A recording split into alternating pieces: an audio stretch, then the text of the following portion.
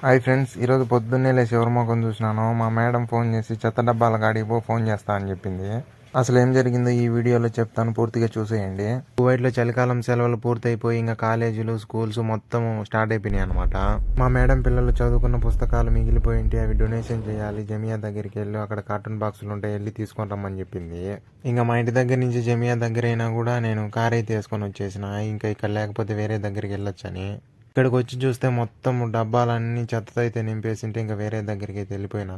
దాదాపు 4-5 జమియాలు చూసినా ఎక్కడ కూడా ఒక్క కార్టూన్ బాక్స్ అంటే ఒక్కటి కూడా దొరకలేదు. ఇంకా జమియా పెద్ద జమియాకి అయితే వచ్చేసిన.